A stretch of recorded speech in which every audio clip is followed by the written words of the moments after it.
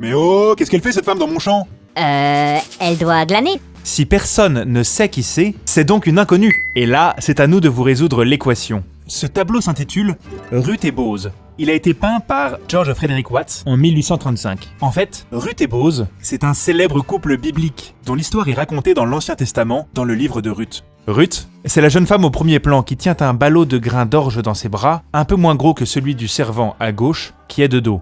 C'est normal, c'est une femme veuve, pauvre de surcroît, qui demande à pouvoir ramasser les restes des épis de ce champ laissés par les servants pour nourrir sa belle-mère Noémie, ou Naomi dans la traduction anglaise.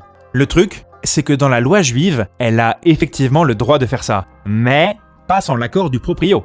Et une belle-fille qui se plie en quatre pour sa belle-mère, c'est assez rare, paraît-il. Du coup, l'action charitable de Ruth revient jusqu'aux oreilles du propriétaire du champ en question, Bose. Pas Booze ou Buzz. Bose, c'est lui l'homme au bâton. On le reconnaît par ses habits plus luxueux, et donc par son bâton, symbole de puissance. Et cette main tendue nous indique son autorité et sa générosité. En représentant Bose montrant du doigt cette femme étrangère, Ruth, le peintre s'inspire de ce verset biblique. Bose donna ordre à ses serviteurs. Il dit « Si elle veut moissonner avec vous, ne l'en empêchez pas.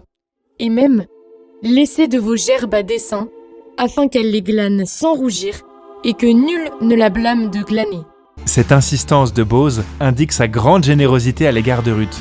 Spoiler alerte, ils finissent d'ailleurs par se marier. Et cette histoire inspire à Victor Hugo un magnifique poème, Bose endormi. Voici un extrait. Ruth songeait et Bose dormait. L'herbe était noire. Les grelots des troupeaux palpitaient vaguement. Une immense bonté tombait du firmament. C'était l'heure tranquille où les lions vont boire. Ruth se demandait, immobile, ouvrant l'œil à moitié sous ses voiles, quel dieu, quel moissonneur de l'Éternel était, avait, en s'en allant négligemment jeté, cette faucille d'or dans le champ des étoiles.